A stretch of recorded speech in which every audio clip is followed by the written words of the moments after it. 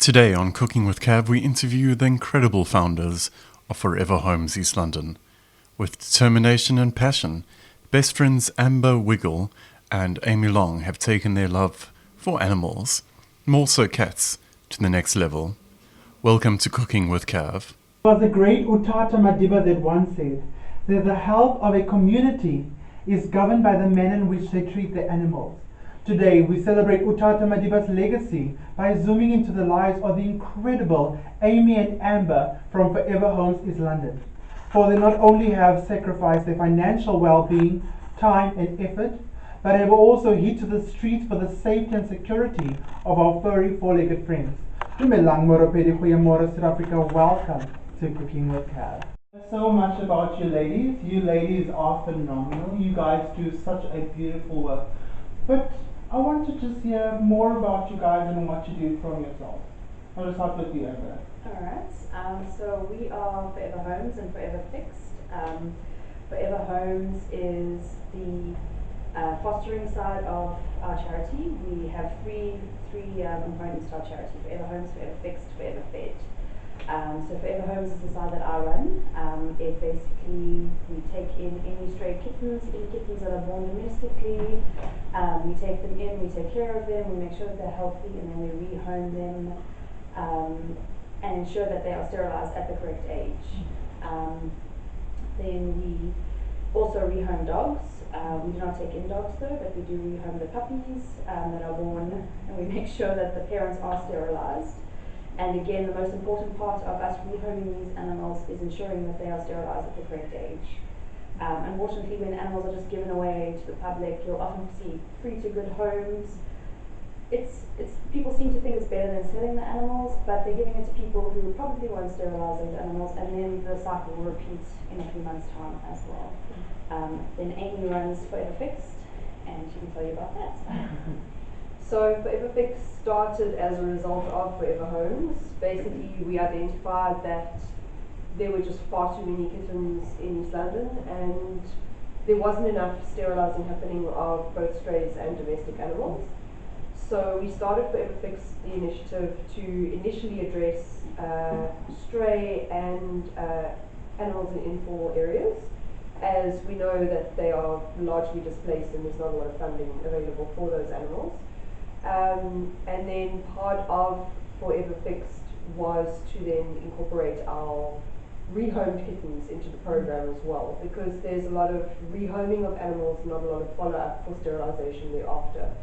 Then we have Forever Fed, which was born as a result of Forever Fixed as well, mostly to help in the areas that we have actually sterilised, as we believe that you can run a feeding program, but you really do need to sterilise those animals first, otherwise the numbers become unmanageable.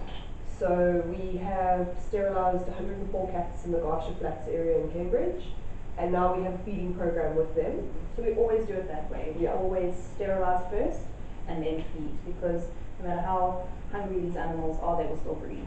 So while it is important to make sure that they are fed, it is more important to make sure that they are sterilized. So once we have sterilized them, we don't just abandon them, leave them to fend for themselves. We ensure that they have good food on a regular basis as well. Now you speak a lot of sterilizing, cat sterilization. What is and why exactly is it so important? Because we all read the news. We see that cats are overpopulated, and we go to the beach areas. We see cats going into the feeding tubs, but we do not actually pay more attention to it. So what is the importance of cat sterilization, and what is it exactly? So sterilization is preventing the cats from being able to make babies. So the males will get neutered and the females will get spayed. The spaying is a full hysterectomy, so the uterus is removed. The neutering is just a snip, and they are done breeding. It's like a vasectomy. It's like pretty much a vasectomy. Female cats can come onto heat from 4 months old, so they can come onto heat very quickly. When a cat comes onto heat, she will continue to come onto heat until she is either sterilized or she falls pregnant. So she will just keep repeating that cycle until one of those two happen. A male cat will travel up to 5 to 10 kilometers to find a female cat on heat if he senses or he smells her secretions. Male cats stay fertile forever, pretty much. So that's why we focus on sterilising males as well as females. So yeah, both of them vitally important. And like I said, they're not like dogs. Dogs come on heat maybe twice a year. Cats just 4, 5, 6 times a year, and from a much younger age. Amy, so why would you say it's so important then to sterilize these cats? Well, the result of not sterilising is that the shelters in and around these areas, pretty much in the whole country, are completely overpopulated. And it's not acceptable for the public to simply look at these shelters with disdain because they have to euthanize animals, because they refuse to sterilise their own animals. So where would these animals go otherwise? They would stay on the street. And the result is kittens die by being eaten by dogs, they get hit by cars, they die from illness, they get snuffles because they don't get vaccinations. They Starve get to death in some areas because they have no access to food. I mean, there's just a whole host of perils that these animals go through, and it's all preventative. So if we can control the numbers, we are then able to take animals out of non-domestic areas, stray areas, factories, and rehome them into domestic areas where they will then have a good life. But while there is overpopulation, while the next door neighbour's cat is having 2-3 litters a year, making an extra 10 to 15 animals, Oh. Come to join. there simply will have to continue to be euthanasia in the shelters. We know some SPCAs publish their euthanasia figures. The SPCA in East London don't, but we know that some of the SPCAs euthanize between 100 and 150 cats a month. And that those are small SPCAs, and that's only 1 or 2 that we know about. So really the problem is massive. You know, the thing about the euthanasia, and the SPCA has been forced to euthanize, it's very sad. But every time you allow your animal to breed, you are causing those deaths. And not only are you forcing 150 animals to be put down, you are making people put those animals down. No one wants to euthanize cats, no one wants to euthanize dogs, but the workers at the SPCA will then be forced to do it. So it's a huge cycle, and I know it breaks your soul to have to. I mean, we've had kittens that have died, and that is demoralizing, and that is heartbreaking. Now imagine you have to put down 150 to 500 a month. Like, it just destroys you. So a lot of our work is also not only to help the cats, but to help the people who are put into those situations where they have to make this tough call of who lives and who dies because people are too selfish to sterilize. Too selfish, too ignorant, too uninformed, whichever it may be. I was speaking to my friend while preparing for the interview, and he said that they have one cat and the cat gave birth to kittens, and they had to have the cat sterilized because they just could not afford it. But the one problem that they had with the sterilization is the expense factor of it. They said it's very expensive, the vaccinations, you know what I mean? All of those processes are very expensive. Now I want to go into that a little bit. What is the costing involved with all of these things to your different organizations? You know, it depends. If you're this is why we encourage people to adopt your welfare, because if you adopt your welfare, you get discounted vaccinations, you get discounted sterilizations. To sterilize your animal, for example a dog, you're looking at between 1,500 and 3,000 rand to sterilize privately. But now if you adopt your welfare, we can get you 1,000 rand sterilization fee. That is a huge saving. We can get you discounted vaccinations, we can get you discounted, you know, anything you need for your animal in that sense. It is quite expensive, but these are living creatures, and you have to have the money to be able to take care of them and give them the best that you can. And again, adopt your welfare, and they are there to get you that discounted price. Now for your organization specifically, how do you guys manage with the high demand? Because when I was speaking to ladies coming in, and you said last year alone you had plus minus more than 90 cats. Was it per month or? That was December. Yeah, that was just December. How financially do you carry the burden? Because there's a lot of crying sometimes. There's a lot of getting angry, but you know we persevere. Yeah, you know, we are very active in the community. We're constantly posting to our Facebook page. We are constantly posting onto the various other community groups in and around East London. We offer our services to help rehome animals, and word of mouth has been really great for us. We have a lot of corporate beneficiaries that help us. We even have a reach as far as the UK and Australia. So We do auctions, we do Yeah. competitions. We rely entirely on donations. We don't have any funding from anything. We either use a lot of our own money, or we just rely on donations to come in. And that's why we try to make fun competitions. At the moment, we have a best competition on Facebook. You enter your cat and your dog, you can win awesome prizes, and it's 50 rand a photo. We rely on people to donate things to us so that we can auction them off. We do business sponsorship, so a business donates to us a minimum of 200 rand. We'll gladly take more than 200 rand, but a minimum. And then we post about their business, as long as their business fits into the criteria of what we will or will not advertise. And yeah, we just rely on the goodness of people to donate to us and help us keep on with the work. One thing I truly sense by speaking to you ladies is that you have a genuine heart full of special furry. And I can't help but hear that it is not easy.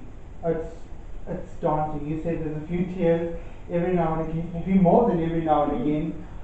But what is your why? That's what I'm interested in. What keeps you going during those tough moments of running this orphanage for these many kids that you ladies are doing such an amazing work with? I'll start with you, Amber. We love animals. We have an insane love for animals. We are a vegetarian organization. We don't even eat animals. That's how much we love them. The thing that keeps us going is our love for animals. We have those days where we message each other and we're like, why are we doing this? This is so stressful, this is so exhausting, the people we deal with are so frustrating. But then we find a kitten who is starved and is on her deathbed, and we take her in and we get her healthy. And for example, one of those cats is today getting sterilized and she's going to her new home, so she'll be posted about on our Facebook page. So it's moments like that that just make it all worthwhile. It's moments where we're able to rescue 8 puppies from a township, find them all beautiful homes, see them 6 months later, how they've grown and how they're loved. Those are little things that keep us going. And you, Amy? I mean, the same. I think I just feel a huge responsibility for the animals in this town and in the city, and we realized a long time ago that a lot of people don't want to take responsibility for their animals, and if we don't take responsibility for these creatures that didn't choose to be here and are so dependent on us, we've domesticated cats and dogs, and yet we neglect them. They rely on us for love, food and shelter, and yet we neglect them. You have been volunteering for quite some time prior to Furever Homes. How can younger children, the youth more specifically, get involved with animals and helping animals, learning that responsibility?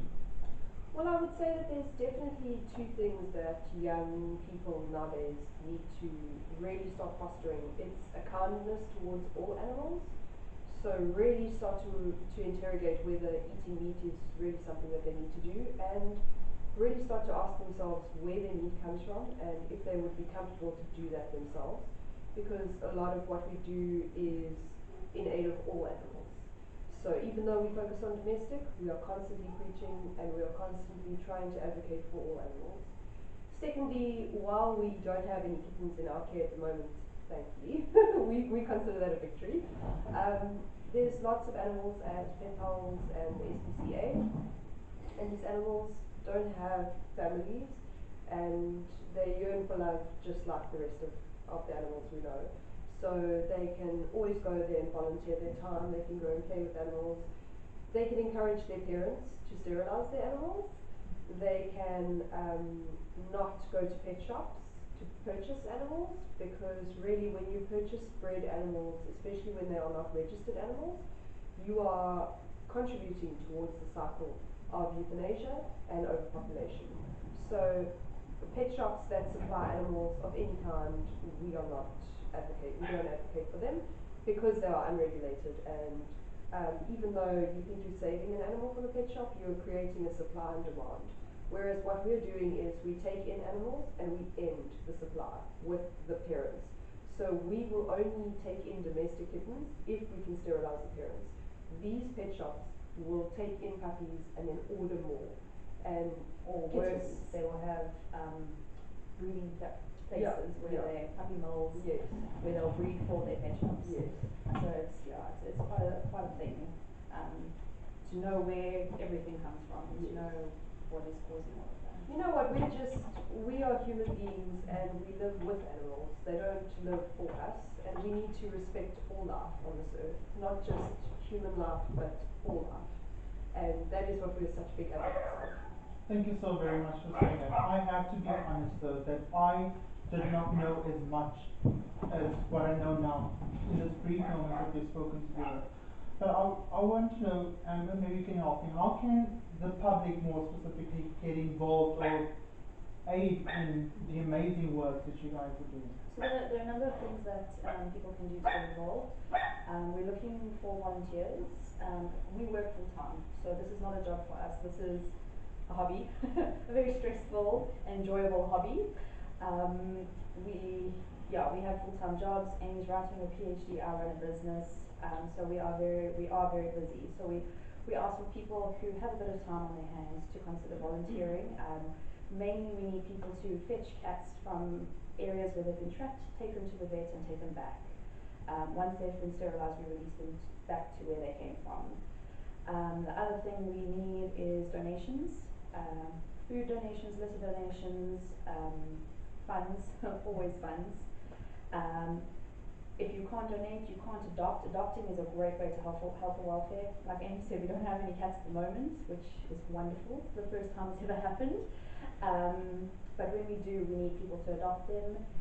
And if you can't do any of these things, share our Facebook posts, tag your friends, and then if you really can't do that, just sterilise your own animals. That is the best way to help us. Sterilise your own pets and make sure everyone in your circle has sterilised animals. We are constantly preaching to everyone we know to sterilise their animals, and if everyone did that, we could have an aid combating this breeding problem. I like what you said there, that we can live alongside our animals, and there's small things we can do to enhance the life or the quality of life of our furry friends. Thank you so very much for doing what you do. Please do continue, and I will be supporting you. Thank you so much. If the story of these social good doers has touched you and you'd like to get into contact with them, you can contact Furever Homes East London on the social media pages or the contact details to follow. Until next time, umuntu kumuntu kabantu. I'm a person through a person. God bless and stay useful. If you'd like to be featured on the show or obtain any of our recipes, head on over to our socials and join in on the conversation. Remember, we rise by lifting others.